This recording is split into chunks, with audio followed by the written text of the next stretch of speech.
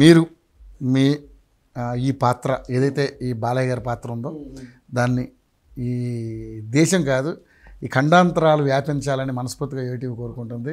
సరే నేను ఒకటి నాకు మిమ్మల్ని ఇంటర్వ్యూ చేసేటప్పుడు చిన్న ఎంక్వైరీగా మీకు తెలిసిన వాళ్ళు ఎవరో నాకు చిన్న ఒకటి ఇది అడగండి అని అన్నారు. అంటే నిజమా కాదా లేకపోతే మిమ్మల్ని మీరు హైప్ చేసుకోవడం కోసం దాన్ని చెప్పారా అది మనకు తెలియదు కాబట్టి నేను అడుగుతాను. నిజమైతే చెప్పండి. మీరు అంటే బాలయ్య బాబు గారిని ఒక ఈవెంట్కి పిలిస్తే ఆయన కుదరక సేమ్ నాలాగానే నా తమ్ముడు ఒకడు ఉన్నాడు నన్ను తీసుకెళ్ళని అన్నారట మిమ్మల్ని. నిజమేనా అలాంటి సందర్భం జరిగింది? అది చెప్పబోతున్నాగా. ఇప్పుడు నన్ను నేను హైప్ చేసుకోవాలంటే నేను ఇప్పుడు ఇక్కడికి రాను. నా మీద నేను ఎప్పుడు సొంత డబ్బా అసలు కొట్టుకోను. నేను నా పని వరకే నేను చేసుకుంటా. జయ అపజయాలు దైవం బాలయ్య బాబు గారు చెప్పినట్టు చెప్పారు. అలాగే అబద్ధాలు చెప్పటం నాకు అసలు ఇష్టం ఉండదు. నా పని నేను చేసుకుంటూ ఉన్నట్టు ముక్కుసూటిగా చెప్పాను కదా. బాలయ్య బాబు గారి నుంచి అన్నీ అలవరుచుకున్నాను. ఆయన ముక్కుసూటితనం కూడా. కోపం అంటారా, ఆయన అంత కోపం లేకపోవచ్చు కానీ మనిషి అన్న ప్రతి ఒక్కరికి ఎంతో కొంత కోపం ఉంటుంది. కానీ నేను అట్లా ప్రవర్తించను. ఈవెంట్ మేనేజర్ల దృష్టిలో ఇంతకుముందు ఏదన్నా చిన్న చేతగా తెలియక ఏదైనా చిన్న పొరపాటు చేస్తుంటే ఎక్స్క్యూజ్ అని అప్పుడే అడుగుంటా. అది సందర్భాలు కూడా చాలా తక్కువ, రేర్. అదేవిధంగా కోపం ముక్కుసూడుతాను. నేను అదే చెప్తాను. మీరు అడిగింది మంచి పాయింట్, కానీ జరిగింది కూడా వాస్తవమే.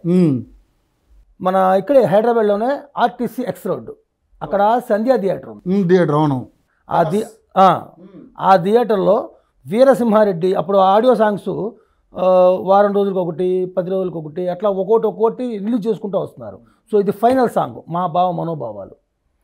ఆ సాంగు ఆ థియేటర్లో ఆడియో రిలీజ్. ఆ సాంగు దానికి డైరెక్టర్ గోపిచంద్ మల్లినేని గారు కొంతమంది టెక్నీషియన్ అందరూ వస్తున్నారు. బాలయ్యబాబు కూడా రావాలి అసలు దానికి.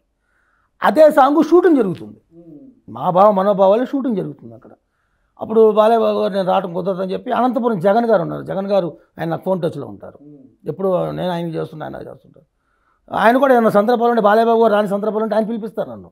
జగన్ గారు అన్నయ్య గారు రావట్లేదు చంద్ర గారు, మేము అన్నయ్యని ఎలానో మీరు అలా చూస్తాము, మీరు రండి అయితే అంటారు. అట్లాగే దీనికి జగన్ గారు నాకు ఫోన్ చేశారు.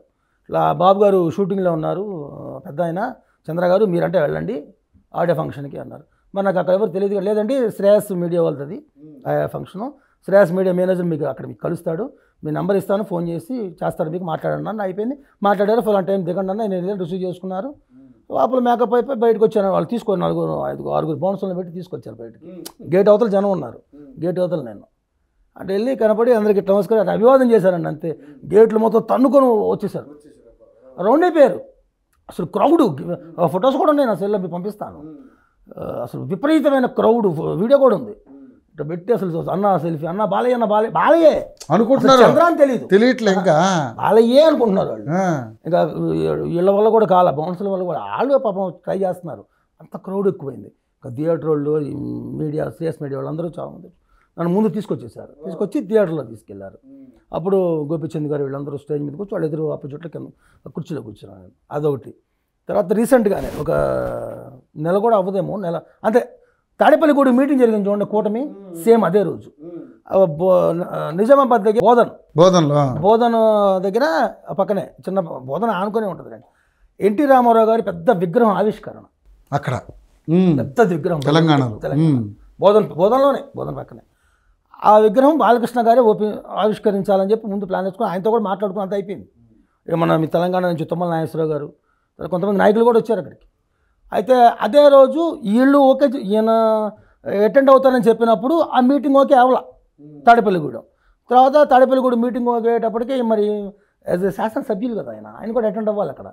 అందుకని ఏం చేశాడు, నాకు కుదరదు రావటం అని చెప్పి మళ్ళీ నాకు అనంతపురం జగన్ గారికి చెప్పి చంద్రాన్ని టెలమని చెప్పి అనంతపురం జగన్ గారికి చెప్పటం, అనంతపురం జగన్ గారు వాళ్ళతో మాట్లాడటం, బాలయ్యబాబు గారు రావటం కుదరదండి మరి ఎందుకంటే ఆయన అట్లా ఉన్నారు, ఆయన మరి మీటింగ్కి అటెండ్ అవ్వాలని చెప్పి. అప్పుడు వాళ్ళు చెప్పటం మరి ఎట్లా అంటే మీరు బాలచంద్రాన్ని కన్విన్స్ చేయండి, ఆయన అయితే మీకు అన్నయ్య గారు వచ్చినట్టే ఉంటుంది, ఇంకా ఆయన అయితే మాత్రం అని చెప్పడం వాళ్ళు నాకు ఫోన్ చేశారు. సార్ ఇట్లా అండి అని. వాళ్ళు హైదరాబాద్ వస్తే వీలే, సరే వస్తారండి తప్పకుండా, అన్నయ్య గారు పిలిచి అంతకన్నా మహాప్రసాదం కింద నేను అలాగే చేశాను. సో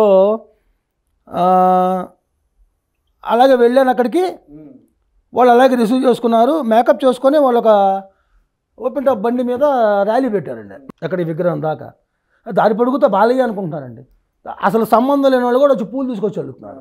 బాలయ్య వచ్చాడు, మా ఊరు బాలయ్య వచ్చాడు. బాలయ్య గ్రేట్. అక్కడికి వెళ్ళేటప్పటికే నాయకులందరూ వచ్చున్నారు. వాళ్ళు కూడా నేను లెగిస్తే వాళ్ళ దగ్గరికి వెళ్ళబోతున్నాను, అందరూ లేస్తే అందరూ నమస్కరిస్తున్నారు. బాలయ్య బాబు గారు వచ్చారు అనుకోండి, నేను అందరికీ వాళ్ళకి ప్రతి నమస్కారం. నేను బాలయ్యని కాకపోయినా చంద్రానైనా వాళ్ళు బాలయ్యనైనా కానీ అలా రిసీవ్ చేసుకుంటారు. రిసీవ్ చేసుకున్నాను. ఇప్పుడు అదొక నిజంగా మీకు నమస్కారం చెప్పారు. నమస్కారానికి నమస్కారం, ప్రతి నమస్కారం సంస్కారం. నేను నమస్కారం చెప్పుకుంటూ వెళ్ళి వచ్చేసాను. అది గ్రాండ్ సక్సెస్. అవి కూడా నేను అన్నయ్య గారికి పెట్టా వాట్సాప్లో.